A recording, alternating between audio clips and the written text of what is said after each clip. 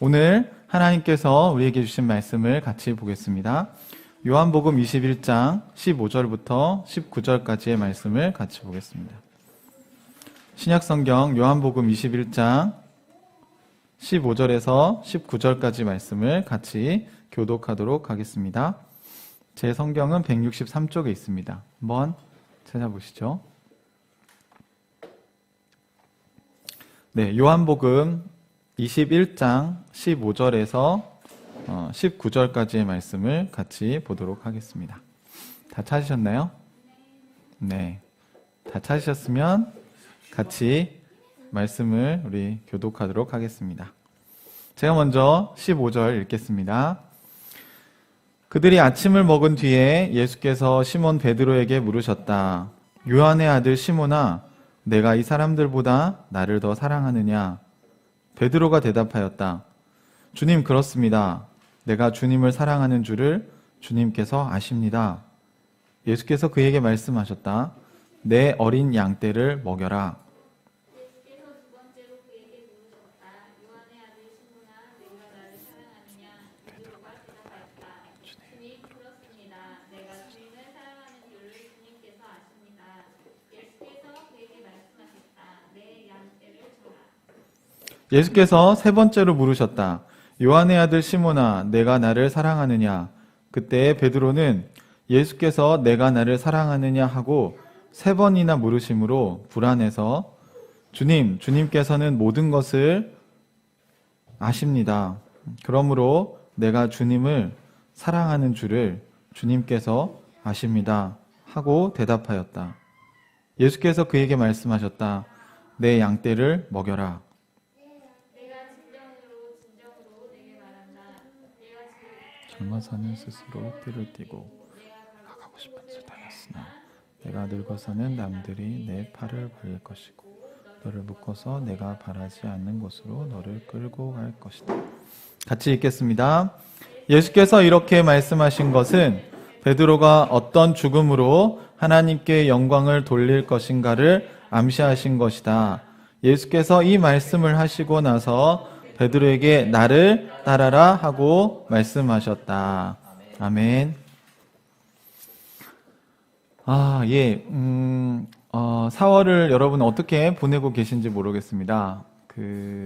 자연을 보면 또 맑은 하늘과 이 봄이 우리에게 가까이 왔다는 것을 느끼게 해주기도 하는데 반면에 공기는 또 이렇게 좀 차가운 느낌을 우리에게 주기도 합니다. 그래서 어떤 사람들은 4월에 일어난 많은 슬픈 일들에 대해서 다시 한번 생각하고 봄이 오고 있지만 아직 봄이 오지 않은 이 아이러니한 상황을 생각하게 하고 성찰하게 하는 달이 4월이 아닐까라는 생각을 해봅니다.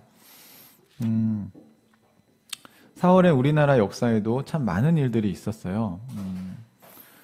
그 중에 우리에게 정말 잊혀지지 않는 일 중에 하나는 7년 전에 있었던 아마 세월호 사건인 것 같습니다.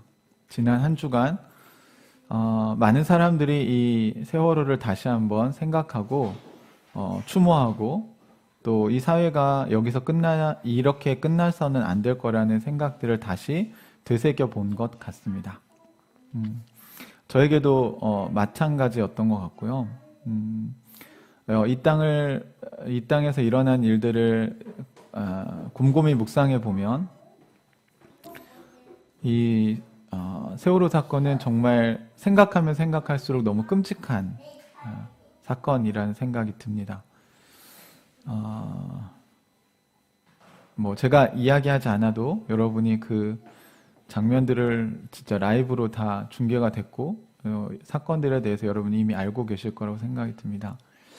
하지만 지금 미얀마라는 나라에서는 실제로 이런 일들이 또 일어나고 있습니다. 사람이 사람을 죽이고 군인들에 의해서 또 그냥 일반 시민들이 그냥 죽어나가는 또 아이들도 죽어가는 이런 일들이 지금도 어쩌면 미얀마뿐 아니라 세계 곳곳에서 일어나고 있는지도 모르겠습니다. 오늘 우리가 함께 생각해 보고 싶은 이 중요한 주제는 절망이라는 것입니다. 절망이라는 뜻은요, 소망이 끊어졌다는 뜻이죠. 희망이 없어졌다는 뜻이기도 합니다. 덴마크의 유명한 철학자죠. 키에르 케고르가 이런 이야기를 했습니다. 절망은 죽음에 이르는 병이다라고 이야기를 했어요. 사람들은 이 키에르 케고르의 이야기를 시작으로 실존주의 철학이 시작됐다고 봅니다. 그런데 한 가지 중요한 사실을 놓치고 있는 게 이 사람 신학자예요, 사실. 그래서 이제 일반 학문에서는 종교 철학자로 이렇게 분류를 하는데 저희들의 입장에서 볼 때는 이 키에르 케고르가 한 말 중에 신학적인 내용이 들어있다는 사실을 생각할 필요가 있습니다. 그러니까 절망은 죽음에 이르는 병이다라고 해서 끝나면 키에르 케고르가 한 말을 우리가 정확하게 이해하지 못한 것입니다. 키에르 케고르가 말한 절망은 죽음에 이르는 병인데 이 절망이라는 걸 경험하는 거는 오직 인간만이 그렇다는 거예요. 그래서 절망이라는 병에 걸려서 결국 이제 죽음에 이르는 존재는 사실 동물들은 그런 일이 없죠. 인간만이 그렇다는 겁니다. 그래서 인간의 실존은 이 절망을 경험하는 것에서부터 시작된다는 거예요. 근데 저희가 이번 첫째 주에 제가 죽음에서 생명으로 말씀을 전하면서 기독교에서 말하는 죽음은 어떤 것인지에 대해서 여러분과 나누었습니다. 육체적인 죽음이 아니라 죽음은 하나님과의 관계가 단절된 거라고 말씀을 드렸죠. 기억하십니까? 사실 이 키에르 케고르, 세렌 키에르 케고르도 철학자이자 신학자였기 때문에 이 절망이 죽음에 이른다고 얘기할 때요, 이 죽음은 육체적인 죽음을 이야기하는 게 아닙니다. 사람이 절망에 빠지게 되면 그 상태가 마치 죽음과 같은 상태에 이르게 된다는 거예요. 여러분은 인생에서 그런 상황을 경험해 보셨는지 모르겠습니다.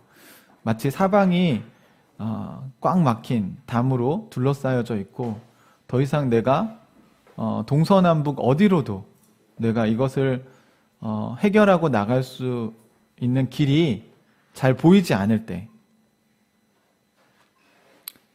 혹시 여러분 인생에서 그런 막다른 골목에 내가 다다랐구나, 더 이상 나에게 소망이 없구나, 어떻게 하면 나의 이 상황에서 벗어날 수 있을까 하는데 너무 캄캄해서 더 이상 답이 보이지 않는 상황에 이르렀을 때 그런 좌절을 여러분 경험해 보신 적이 있습니까? 키에르 케고르는 이 절망에서 사실은 하나님과의 단절된 인간의 실존을 깨닫게 되고요. 내가 신과 분리되어졌기 때문에 이 절망에 이르게 된 거구나. 이 영적인 죽음 상태에 이르게 된 거구나. 거기서부터 다시 아이러니하게도 희망이 싹트기 시작한다는 것입니다. 인간만이 절망을 경험할 수 있기 때문에 어쩌면 인간만이 그 영적인 단절이란 죽음의 상태에서 하나님을 찾게 되고 하나님을 만날 수 있는 희망이 그때부터 싹트기 시작한다는 거죠. 여러분, 성경은 복음을 이야기할 때 곳곳에서 이 변증법적인 이야기를 하고 있습니다. 인간은 죄인입니다. 그렇기 때문에 누가 필요하죠? 하나님이 필요한 것입니다. 인간은 죄로 죽었습니다. 죽었기 때문에 우리에게 뭐가 필요합니까? 생명이 필요한 것입니다. 성경은요, 처음부터 아주 아름답고 희망적인 이야기를 하고 있지 않고요. 오히려 여러분이 구약 성경이든 신약 성경이든, 특히 구약 성경을 여러분이 자세히 읽어보시면 인간의 그 죄악, 인간의 악함에 대해서 너무 리얼하게 쓰고 있습니다.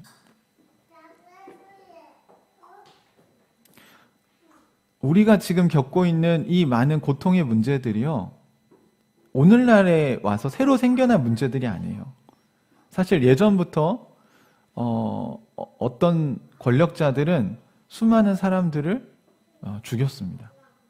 자신의 권력을 유지하기 위해서, 또는 자신들의 기득권을 유지하기 위해서. 중국에서는 더 끔찍한 일도 있었어요, 여러분. 중국에서는요, 사람을 죽여서 물을 막는 댐을 만들기도 했습니다.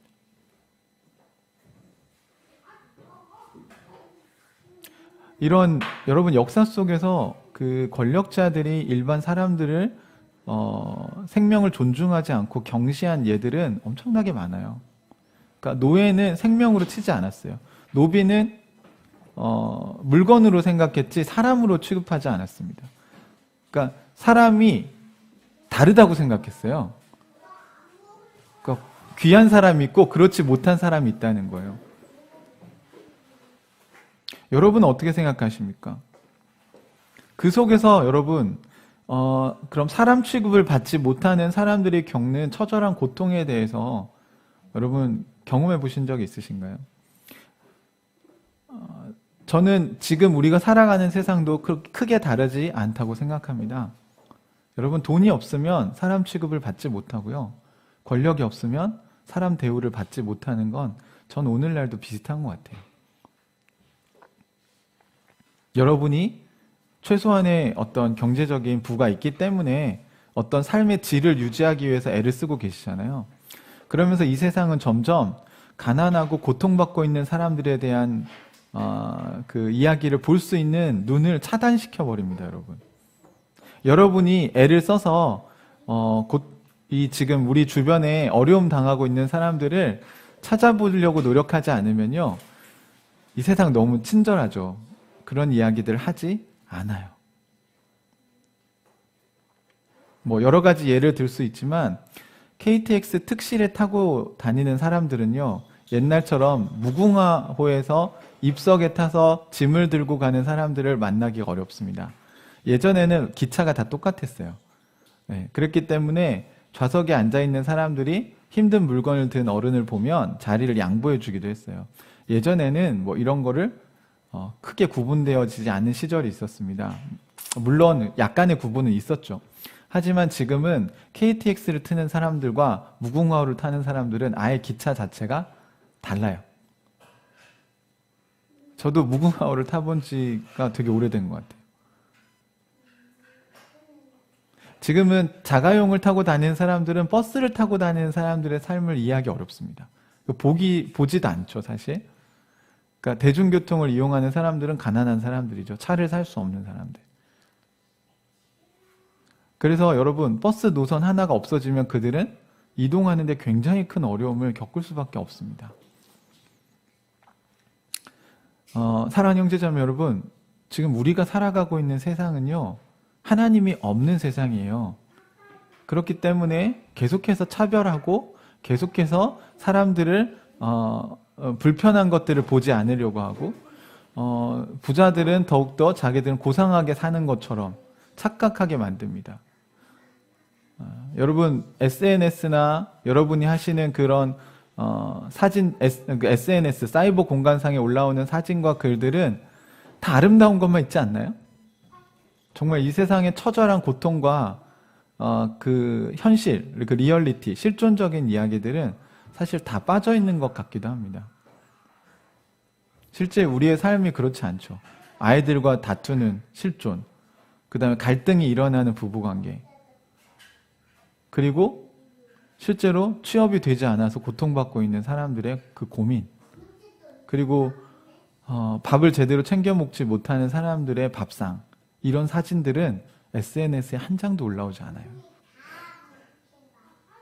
지금도 노숙자들이 있고 지금도 좌절에 빠진 사람들이 있습니다.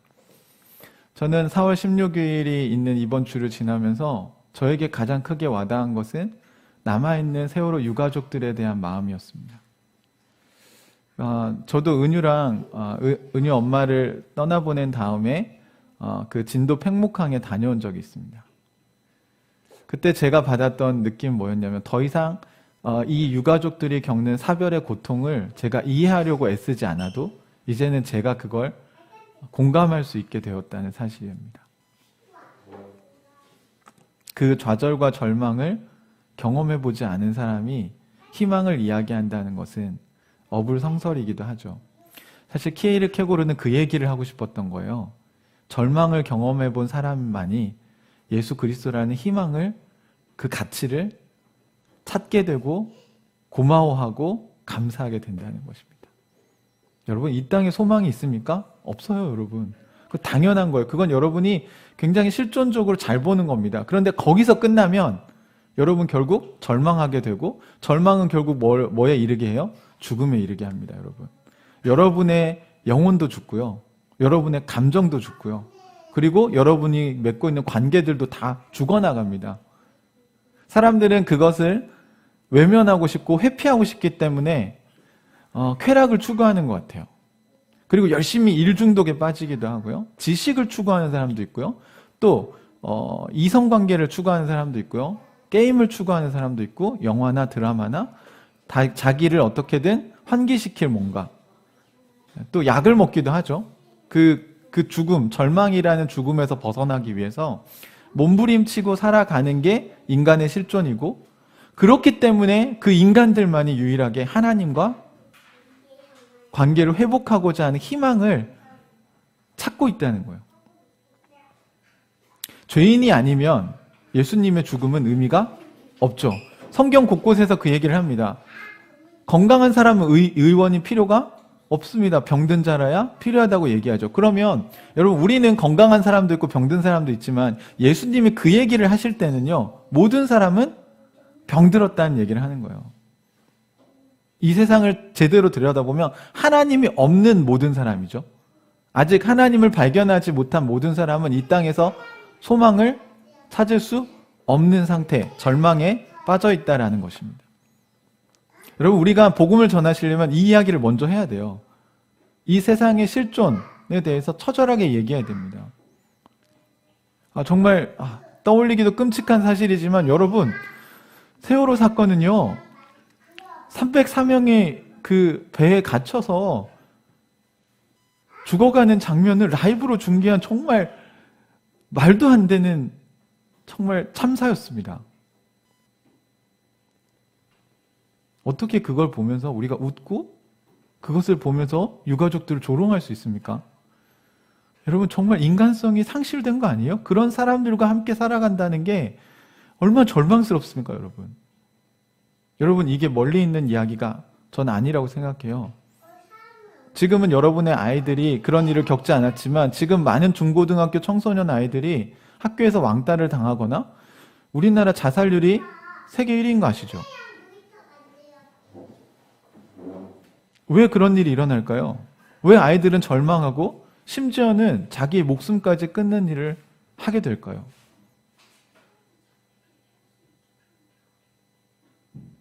우리 아이는 예외라고 여러분 얘기하실 수 있습니까?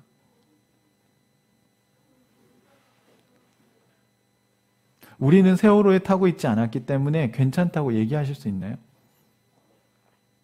여러분, 우리는 그 세월호를 방치한 사회 속에 살고 있고요. 그 나라에 살고 있어요. 이건 남의 이야기가 아니라 사실 우리의 이야기입니다. 여기서 희망을 노래한다고요? 돈을 벌면 이 문제가 해결되나요? 많은 청년들이 희망을 잃고 주식에, 부동산에 영끌이라는 표현까지 씁니다. 영혼까지 끌어서. 이게 얼마나 지옥 같은 세상인지 아십니까, 여러분? 여러분, 이런 상황에서 희망을 이야기할 수 있나요? 여러분은 어떤 희망을 갖고 살아가고 계십니까? 예수님이 십자가에 달려 죽으셨을 때 제자들은 이제 끝났다고 생각했습니다. 더 이상의 희망은 없다. 맞죠? 그러나 예수님만 아셨어요. 죽음을 통과해야만 부활을 이룰 수 있다. 여러분, 기독교의 복음은 그걸 이야기하고 있습니다. 그 고통과 절망을 인지하지 못하면 기독교의 복음은 돼지에게 던져준 진주와 같다고 예수님 얘기하셨고요. 우리가 하는 세례식이 뭡니까? 사실 세례가 아니라 침례를 해야 된다고 여러 번 말씀드렸는데, 침례의 의미가 뭐예요? 나는 죽고 다시 태어나는 걸 말해요. 이제 바울도 계속해서 그 얘기를 하잖아요. 그리스도 안에서 나는 죽고 예수 그리스도로 다시 살게 된 거다. 내가 육신을 가지고 이 땅에서 살아가는 이유는 내 안에 계신 예수 그리스도를 위해서 사는 것이다 라고 얘기를 합니다. 내 중심으로 살아봤는데 소망이 없다라는 걸 발견한 거예요. 그래야만 아니, 네 중심이 아니라 그게 하나님 중심으로 살면 희망이 생길 수 있어. 라는 이야기가 필요한 거예요. 여러분, 예수 믿으면 모든 문제가 해결된다고 하신다고 해서 그게 되는 게 아니라는 거 아시죠? 그걸 얘기하는 게 아니라 우리에게 뭐가 생기는 거냐면요, 희망이라는 게 생기는 것입니다. 그러니까 마지막 날에 예수님이 다시 오실 때 이 땅이 어떻게 변화될 것인가. 오늘 베드로 얘기를 할 때 사실은 베드로가 예수님이 죽기 직전에 했던 이야기를 여러분과 함께 나눠야 될 것 같습니다. 오늘 특별히 마가복음 14장 71절, 72절 말씀을 같이 한번 보려고 합니다. 마가복음을 한번 찾아보실까요? 마가복음 14장 71절과 72절 말씀을 같이 보겠습니다. 여러분이 잘 아는 장면인데요. 베드로는 사실 예수님이 붙잡혀 갔을 때 도망쳤다가 다시 요한과 함께 대제사장 가야바의 집에 들어갑니다. 거기서 만난 그 대제사장의 종들이 베드로의 얼굴을 알아보고 예수님과 한편이다 라고 이야기를 하죠. 그 이야기를 들은 베드로는 굉장히 당황해서 부인을 하기 시작합니다. 그래서 마지막 장면인데요. 71절, 72절 같이 한번 읽어볼까요? 시작. 그러나 베드로는 저주하고 맹세하여 말하였다. 나는 당신들이 말하는 그 사람을 알지 못하오. 그러자 곧 닭이 두 번째 울었다. 그래서 베드로는 예수께서 자기에게 닭이 두 번 울기 전에 네가 나를 세 번 모른다고 할 것이다 하신 그 말씀이 생각나서 엎드려서 울었다. 여러분, 이 이야기가요, 사복음서에 다 기록돼 있어요. 베드로가 예수님을 부인하는 장면이 드러나는데, 지금 이제 우리가 복음서에 기록된 순서를 제가 여러 번 말씀드렸잖아요. 마가복음에서 지금 이 얘기를 하고 있죠. 예수님에 대해서 여기 보면 모른다고 하는 정도가 아니라 저주, 저주를 합니다. 그러니까 저 사람은 지옥 가야 돼. 뭐 이런 식으로 저주를 한 거예요. 그 누가복음에 보면 예수님 그 장면에서 예수님과 눈이 마주쳤다는 장면이 나오고요. 닭이 두 번 울자 베드로는 비통하게 울었다는 이야기도 성경에 기록되어 있습니다. 괜찮아요.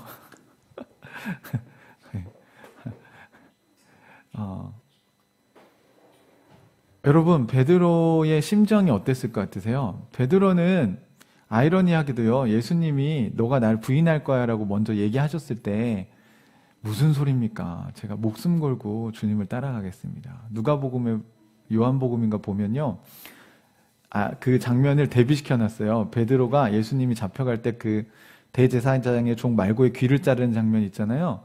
그렇게 했던 베드로인데 바로 세 번 부인하는 얘기를 그 뒤에다 써놨어요.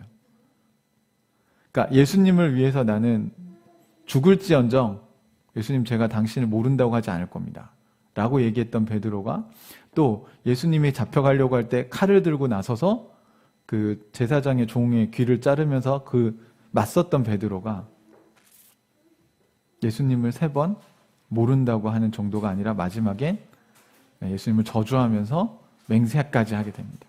내가 저 사람을 알면 내 손에 장을 치진다. 우리는 뭐 이런 표현들 쓰잖아요.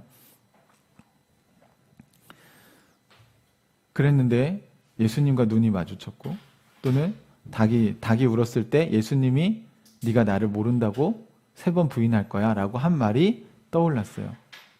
근데 여러분, 이럴 때 어때요? 야, 나는 절대로 그렇게 하지 않을 거야 라고 얘기했지만 실제로 목숨에 위협이 오거나 내가 힘든 상황에 처했을 때 그 맹세를 지키지 못할 때가 있죠. 그런 약속을 지키지 못했을 때 여러분, 사람은 굉장히 좌절하게 됩니다. 그리고 분노하게 돼요. 자기 자신에게 분노를 하기도 하고요. 또 아니면 그렇게 내가 약속을 지키지 못하게 한 이 세상에 대해서 분노하기도 하고 때로는 신에 대해서 분노하기도 합니다. 그리고 나서 좌절하게 돼요.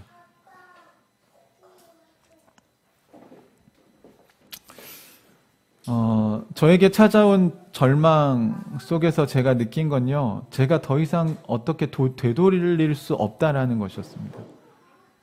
아마 타임머신이 만들어진다면 사람들은 정말 자기가 돌아가고 싶은 순간이 있을 거예요.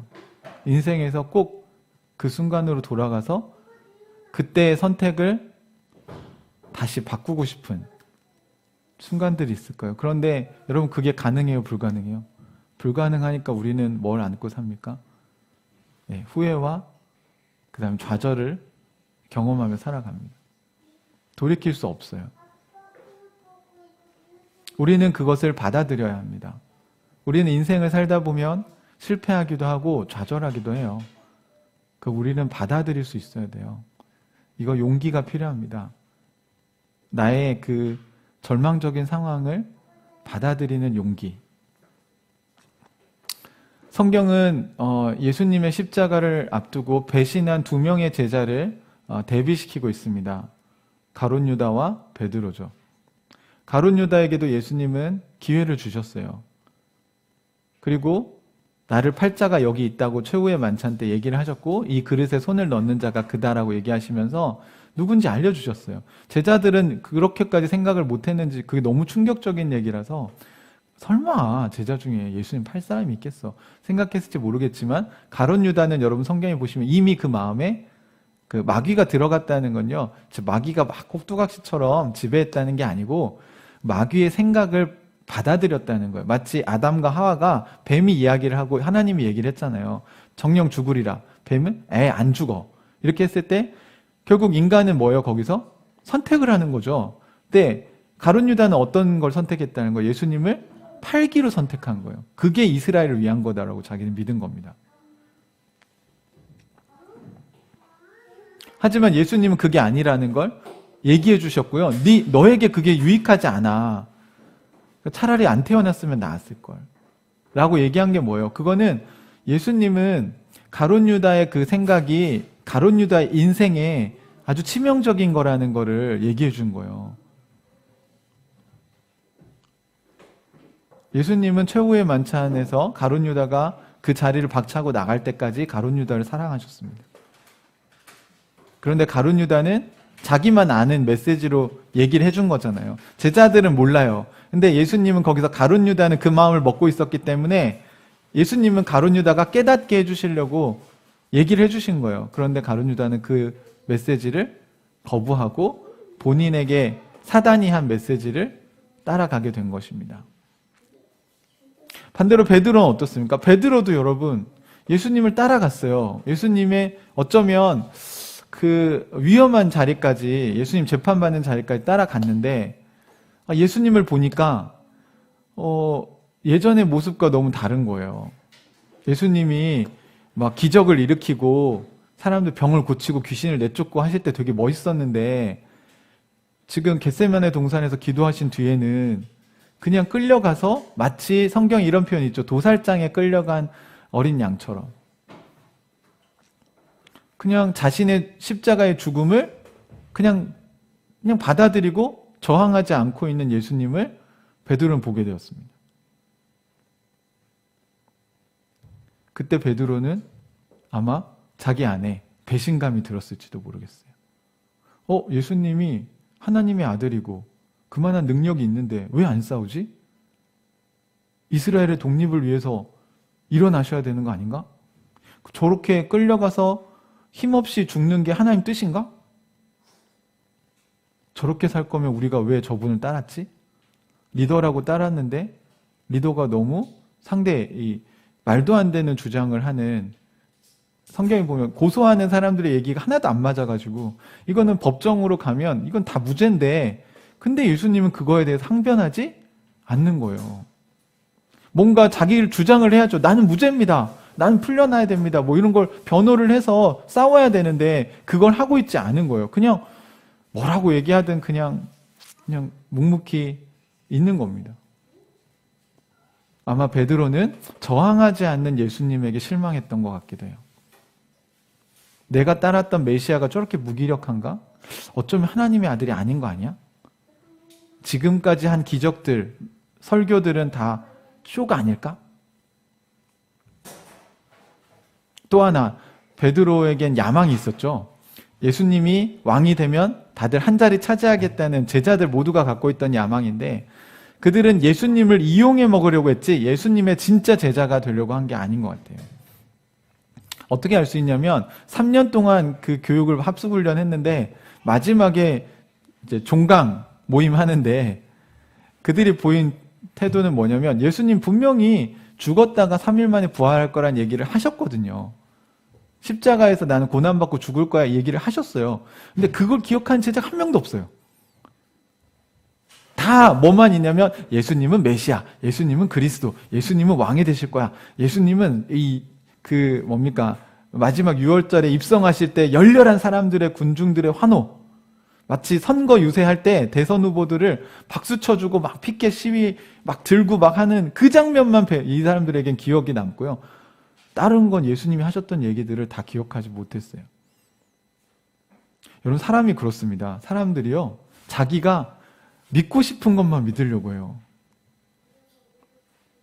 그래서 하나님은 이미 여러분에게 이야기하셨는데도 자꾸 여러분이 그것들을 자기 중심적으로 이렇게 해석을 한다는 것입니다. 이 성경에는 이미 다 이야기해 놓으셨어요. 베드로는 자신이 기대했던 메시아의 모습이 아닌 걸 보고 자신이 기대했던 하나님이 아닌 거예요. 그러니까 어떻게 합니까? 이제 모른다고 얘기합니다. 나 하나님 몰라. 모르는 정도가 아니라 야 하나님 믿는 사람들은 다 하면서 막 욕을 막 하는 거예요. 교회 다니는 사람들은 다 엉망이야. 다 위선자들이고. 여러분 안티크리스찬들은 다 교회 다녔던 사람들인 거 아세요? 교회를 아예 안 다닌 사람들은 안티크리스찬이 될 수가 없어요. 되지도 않고요. 오히려 그들은 기독교에 대해서 그냥 잘 모른다고 얘기합니다. 그런데 여러분 교회를 욕하고 하나님을 욕하는 사람들은요 대부분 교회를 다녔던 사람들이에요. 그들은 왜 그렇게 됐을까요? 저는 두 가지 이유가 있다고 생각합니다. 하나는 성경을 있는 그대로 보는 훈련을 제대로 하지 않았기 때문이고 또 하나는 부족한 교회 우리가 다 완벽하지 않잖아요. 그런 사람들에게 받은 상처 때문이라고 생각이 들어요.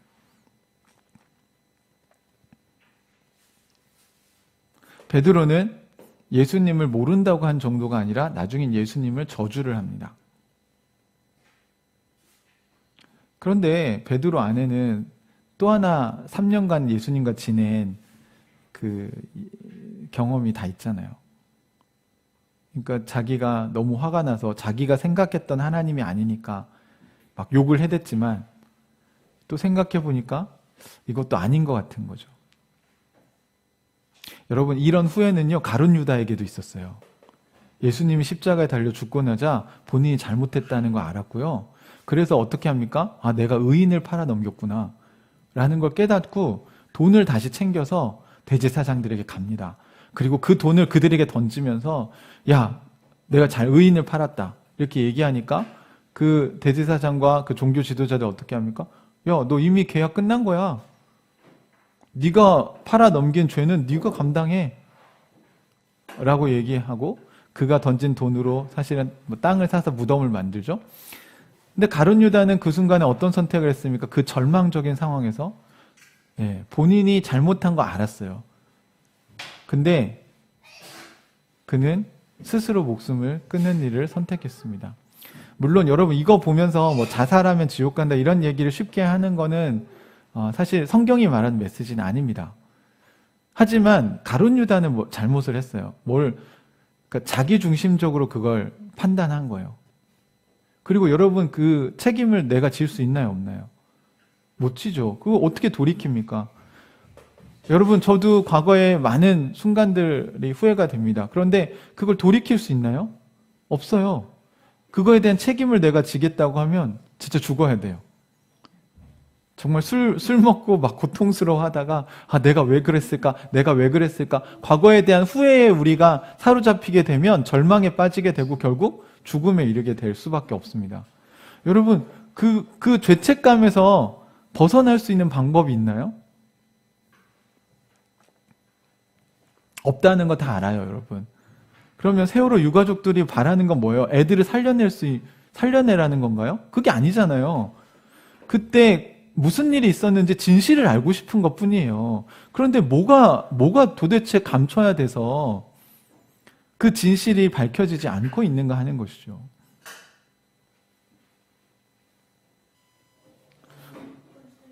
아니, 뭐 잘못된 게 없다면 여러분, 대통령 기록물을 왜 30년간 그걸 봉인을 해서 그 부분을 못 보게 합니까? 그냥 보게 하지.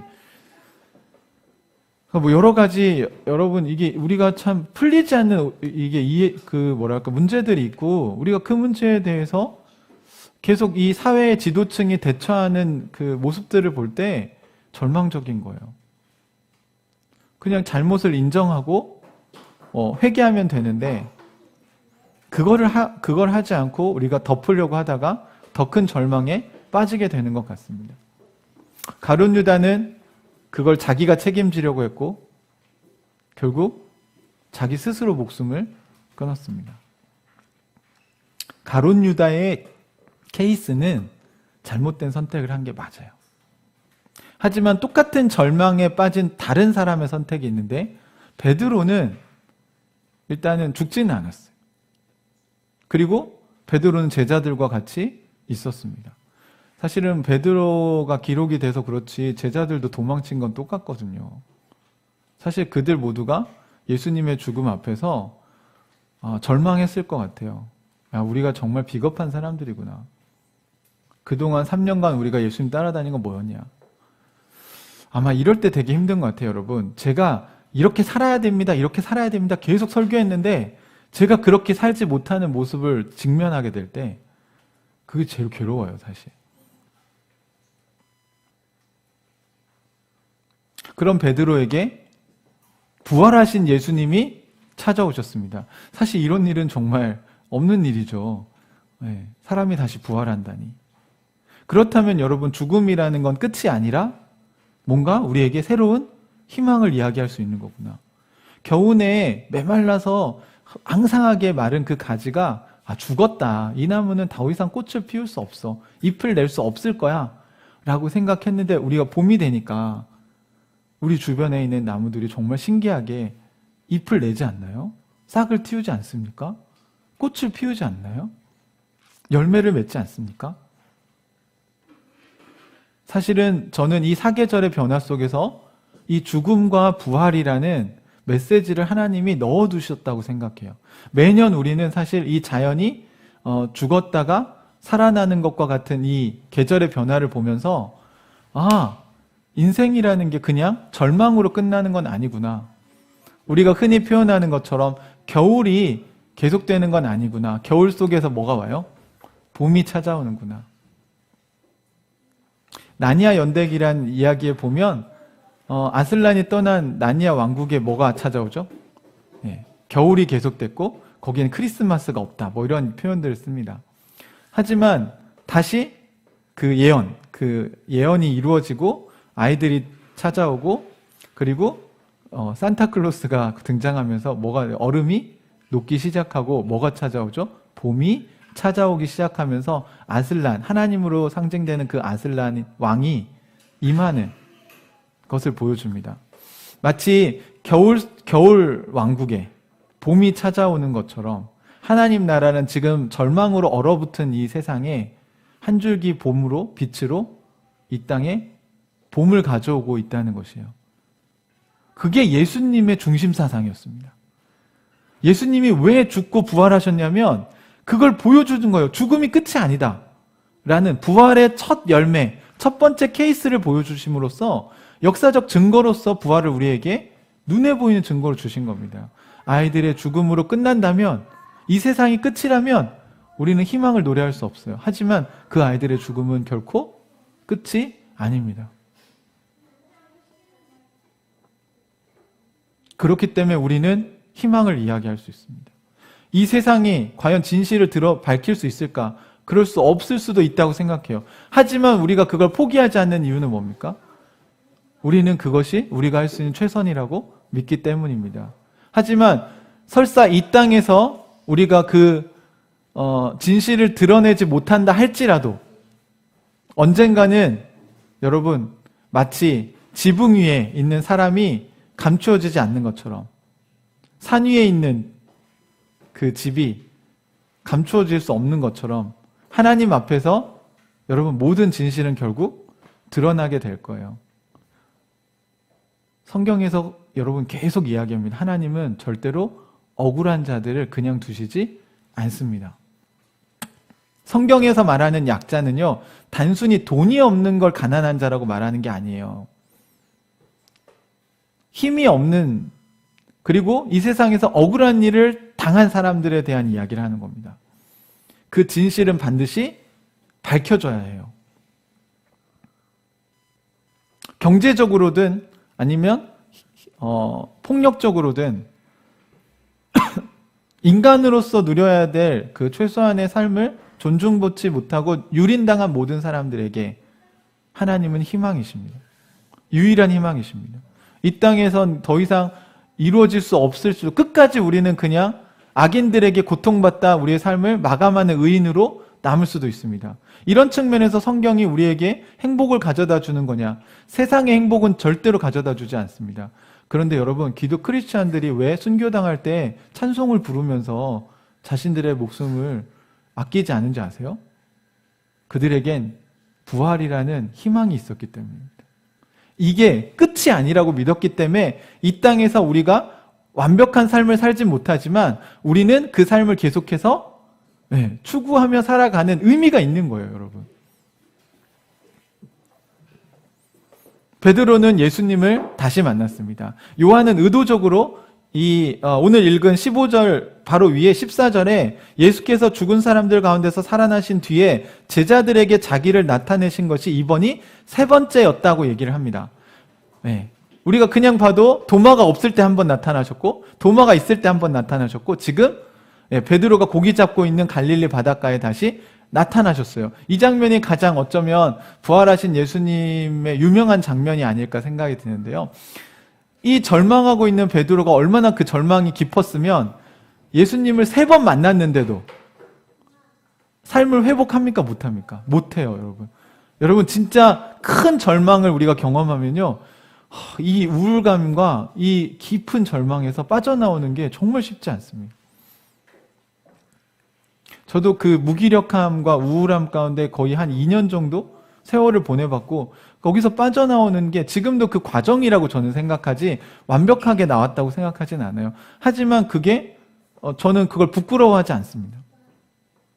저는 절망 속에서 예수 그리스도 때문에 자꾸 그 희망을 찾아가게 된 거예요. 여러분, 여기서도 보시면 부활하신 예수님이 베드로를 만나셨잖아요. 여러분, 그 부활하신 예수님이 돌아가셨나요? 하늘로 올라가셨죠? 그럼 지금도 살아계십니까? 그렇지 않습니까? 살아계시죠? 그럼 살아계신 부활하신 예수님께서 우리를 만나주실까요? 아멘입니다. 여러분, 그 주님을 만난 경험이 없으면 여러분 부활의 증인이 될 수가 없어요. 여러분, 이번 달에 우리가 부활의 증인에 대해서 얘기하고 있잖아요. 도마가 왜 증인이 되어서 인도 그 첸나이까지 가서 복음을 전하고 교회를 세웠습니까? 예수님을 만났기 때문입니다. 부활하신 예수님을 만났기 때문이에요. 죽음이 끝이 아니라는 걸 믿었기 때문입니다. 베드로는요, 나중에 십자가에 거꾸로 못 박혀 죽는 상황에서는 어떻게 했어요? 도망쳤나요? 아니에요. 우리 유명한 코바디스라는 영화에 보면 그런 장면이 이제 영화에 있잖아요. 베드로가 로마를 빠져나가려고 하니까 너 어디 가냐, 주님께서. 살아계신 주님께서. 아니, 저기 내 성도들이 있는데 너 지금 너만 살겠다고 가는 거냐. 그 성도들이, 베드로는 지도자니까 아니 당신은 사셔야 됩니다 라고 이렇게 피신을 시켜줬는데, 그때는 이제 베드로가 더 이상 살 필요가 없었나 봐요.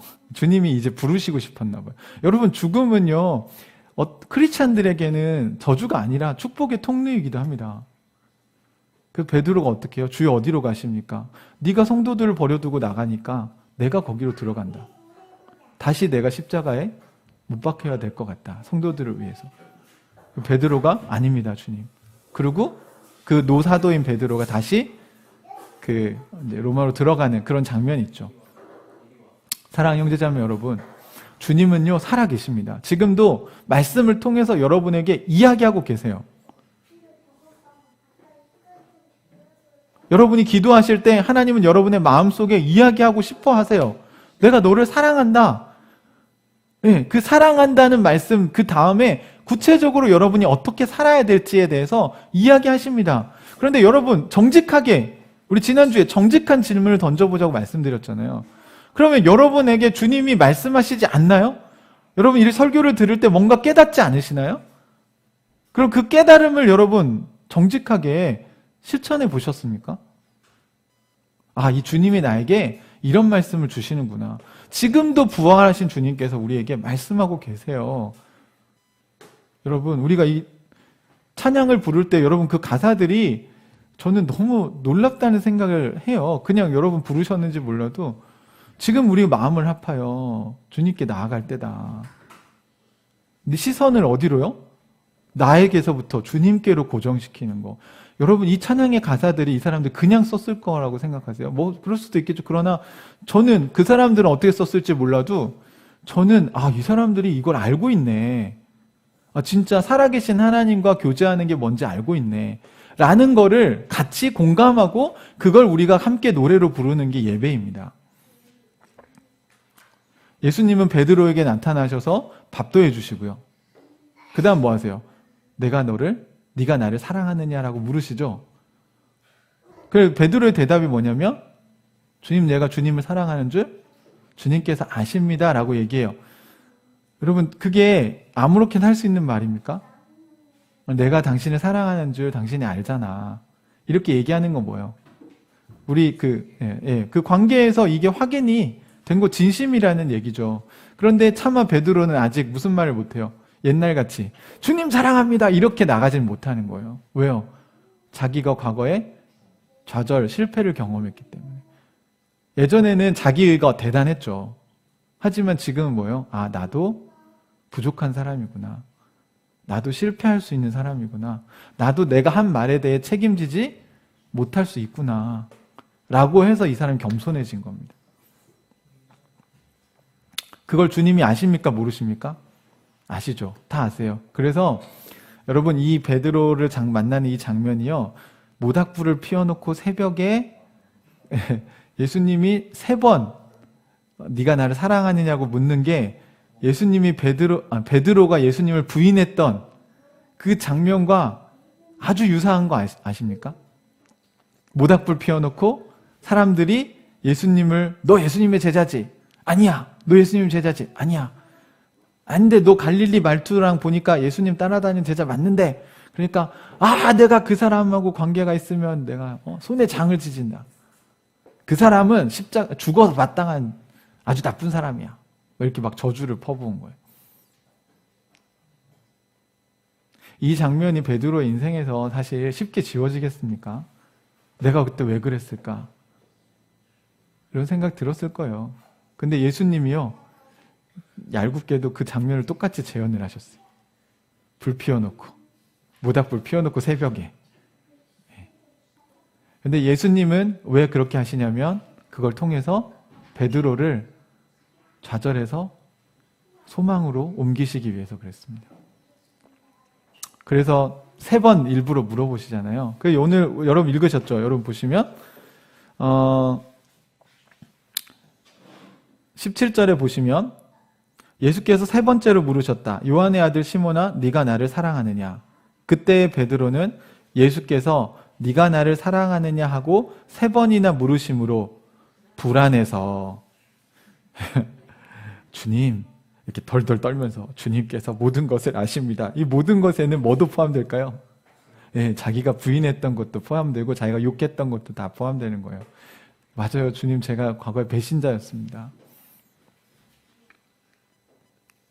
그러므로 내가 주님을 사랑하는 줄도 주님께서 아십니다. 제가 그때 그랬지만 지금 주님 사랑하는 거 아십니다.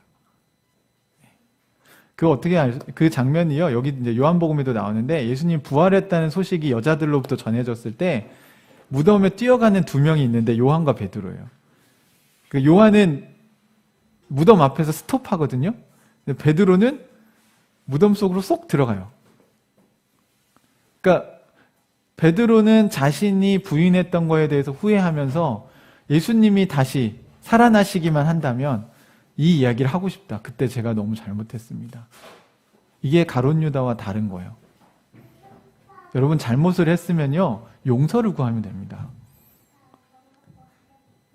그걸 막 어떻게 덮어버리려고 하지 마시고 또는 내가 다 책임지겠어 이렇게 하지 마시고 그걸 인정하고 예수님을 부인했으니까 누구한테 용서를 받아야 돼요? 예수님에 가서 용서를 받아야죠. 가룟 유다는 왜 그걸 목을 매답니까? 그게 주님이 원하시는 건가요? 아니에요. 주님이 원하시는 건 뭐예요? 가룟 유다도 부활하신 예수님께 와서 죄송합니다. 제가 예수님 팔았습니다. 그때 최후의 만찬 때 그릇에 손을 넣는 것까지 하시면서 저한테 메시지를 주셨는데 제가 그걸 거부했습니다. 그건 의도적으로 성령을 거절한 거죠. 그런 사람에겐 구원이 어려워요. 그냥 없다고 말할 수는 모르겠는데 저는 어렵다고 봅니다. 그러니까 여러분에게 하나님의 진리가 여러분에게 선포돼도 깨달아도 의도적으로 여러분이 그렇게 안 살면 어려워요.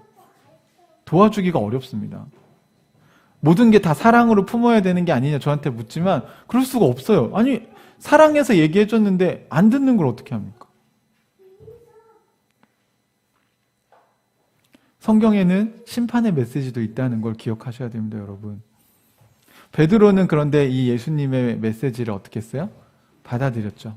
네. 그래서 이제 그 뒤에 예수님이 진리를 얘기해 주잖아요. 이제 너 말년에는 네가 원하는 대로 못 살 거야. 그리고 너가 나중에는 남들이 너를 묶어서 이제 죽게 될 거야. 이런 얘기 했는데 그 뒤로 베드로는 그렇게 삽니까 안 삽니까? 살죠. 살아요. 베드로가 사는 세상이 변했나요? 그리스도인에 대한 핍박이 사라졌습니까? 순교가 없어졌나요? 십자가형이 없어졌습니까? 아니요, 다 있어요. 그런데 그게 무서워서 도망쳤던 베드로가 이렇게 변했다는 것은 부활하신 예수님을 만났다는 게 사실이 아니라면 설명하기 어려운 거죠. 사랑하는 형제자매 여러분, 그리스도인이란 무엇이냐고 만약에 묻는다면 저는 이 절망적인 세상 속에서 예수님의 부활을 통해서 소망을 꽃피우는 사람들이라고 얘기하고 싶습니다. 여러분은 절망적인 상황 속에서 하나님 나라에 대한 소망 때문에 희망을 노래하고 계십니까? 그래, 좀만 더 힘을 내자. 할 수 있다. 주님께서 나와 함께 하시기 때문에. 사랑하는 형제자매 여러분, 주님은 여전히 여러분을 사랑하시고요. 부활하신 예수님은 베드로만 챙기시는 게 아니라 여러분도 챙기십니다. 그러나 정직하게 부활하신 예수님과 만나셔야만 여러분의 삶에 변화가, 희망이 싹틀 수 있습니다. 난 안 변해. 난 안 변할 거야. 그럼 예수님은 어떻게 하십니까? 예수님 인격적이셔서 그럼 그냥 내버려 두세요. 여러분 그게 심판인 거 아세요? 그냥 내버려 두시는 게 제일 무서운 거예요, 여러분. 저도 몇 번 권면했는데 안 들으면요, 그냥 내버려 둡니다. 어떤 건 본인이 그냥 그 처절한 고통을 겪으면서 그래서 배우고 돌아오면 아까 말한 대로 진짜 절망해서 죽음에 이르지 않고 거기서 하나님께로 돌아와야겠다라고 희망을 노래하면 정말 다행인 거고요. 거기서 계속 욕하고 비관하고 절망하고 세상 원망하면서 살다가 그렇게 인생을 마친다면 아마 여러분은 이 땅에서도 천국이 아닌 지옥을 살다가 가게 될 것입니다. 여러분 인생이 그런 거예요. 우리가 지금 하나님을 믿고 있고 이렇게 진리를 듣고 깨달을 수 있다는 게 얼마나 감사한 일인지 모릅니다, 여러분. 그 하나님의 우리 구원의 지극히 풍성함. 여러분이 더 하나님 중심으로 살려고 하면요, 마태복음에 있는 것처럼 있는 자는 더 있어져요. 은혜를 받는 사람들은요 더 받습니다. 왜? 계속 하나님께 순종해 보니까 열매가 너무 좋잖아요. 그러니까 그 열매를 보고 또 하나님께 순종하는 거예요. 그 순종하는 과정이 쉬울까요? 그렇지 않아요, 여러분. 깨어진 세상에서 주님께 순종하는 게 쉽지 않잖아요. 그런데 순종하다 보니까 아내와의 관계도 달라지고 남편과의 관계도 달라지고 아이들과의 관계도 조금씩 변해가는 걸 느껴요. 그게 하나님 나라가 점점 사실은 하나님 나라는 우리에게 굉장히 풍성한 건데 우리가 순종하는 게 약하기 때문에 그게 이제 이렇게 조금씩 스며드는 것뿐입니다. 사랑하는 형제자매 여러분, 예수님 부활하셨고 지금도 살아계십니다. 여러분, 이 세상이 절망인 거 공감합니다. 저도 우리가 이 육신의 죽음에서 벗어날 수 없고요. 사별의 고통에서 벗어날 수 없어요. 그거 공감합니다. 죽은 사람들 다시 살려낼 수 없어요. 하지만 기독교는 그게 끝이 아니라고 얘기하기 때문에 소망이 있는 거예요. 우리는 다시 만날 수 있습니다. 보고픈 얼굴들, 보고 싶은 사람들, 예수 그리스도 안에서 잠자던 자들은 나중에 다시 살아날 것입니다. 저는 주님께서 구원받을 만한 자들, 특별히 억울한 죽음을 당한 자들, 그들을 마지막 날에 부활에 함께 살리실 거라고 믿습니다. 제가 믿는 하나님은 그런 분이십니다. 아주 공의로우신 분이시고 정의로우신 분이십니다. 여러분, 이것이 하나님 나라의 진리입니다. 우리는 절망에 잠식당하지 말고 어쩌면 아스팔트의 틈새를 뚫고 나온 한 꽃처럼 절망 가운데서 소망을 노래하는, 희망을 꽃 피우는 그런 인생이 되기를 주님의 이름으로 축복합니다. 같이 기도하겠습니다.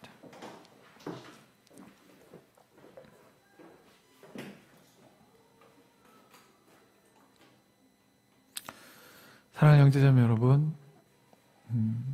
베드로의 실패를 주님은 아셨고요. 그리고 그 베드로를 위로하시고 또 베드로에게 다시 주님의 양떼를 먹이는 일을 부탁하십니다. 오늘도 주님은 저희에게 한 가지만 물어보실 것 같아요. 네가 나를 사랑하느냐? 여러분, 죽은 하나님을 사랑하지 마시고 부활하셔서 지금 여러분에게 소통하고 말씀하시는 그 주님을 사랑하십시오. 부활하신 예수 그리스도께서 우리를 절망에서 소망으로 인도하실 것입니다. 각자 여러분 진실하게 기도했으면 좋겠습니다. 여러분 안에 있는 그 우울함, 여러분 안에 있는 절망, 이 세상을 보면서 희망이 없다고, 또는 여러분의 삶에 지금 사방이 막혀서 더 이상 해결책이 보이지 않는 것과 같은 여러 가지 어려움들, 여러분은 절망하고 계십니까? 아니면 예수 그리스도와 소통하시면서 다시 희망을 되찾고 계신가요? 이 시간에 우리 주님께 기도하면서 함께 우리의 이야기를 주님께 아뢰었으면 좋겠습니다. 같이 기도하겠습니다.